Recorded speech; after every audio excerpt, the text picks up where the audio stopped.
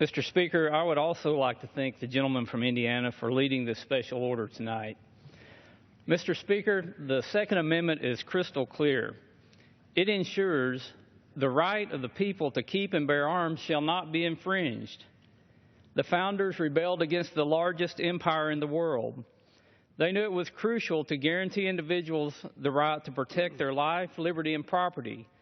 That is the entire point of the Second Amendment. Unfortunately, we have a president more obsessed with the politics of gun control than living by the oath he twice took to preserve, protect, and defend the Constitution of the United States.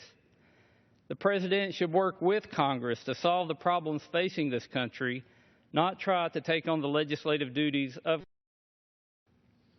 Americans have a history of confronting those who wish to take away their rights, and they have said, no, you can't do that.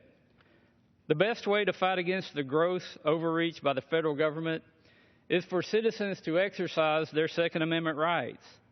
The good news is the people of this country, the responsible people who will exercise their constitutional rights and follow the law, are already doing this.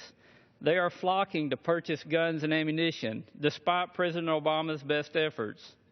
Since President Obama was sworn into office, 106 million background checks for gun purchases have been conducted by federal or state authorities.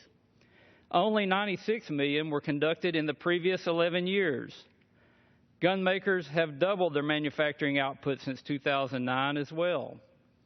Meanwhile, according to the ATF, the number of privately owned firearms in the U.S. has increased from about 250 million 20 years ago to roughly 350 million today. President Obama's obsession with killing the Second Amendment has unintentionally become the catalyst for gun ownership in America. The firearms industry's $43 billion nationwide economic impact has more than doubled since 2009 and is also one of the few bright spots in the Obama economic record.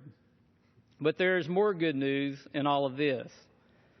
Despite the White House's misleading rhetoric, violent crime rates are consistently down over the last 20 years. According to the FBI's Uniform Crime Report, the number of violent crimes has decreased 35.5% over the last 20 years.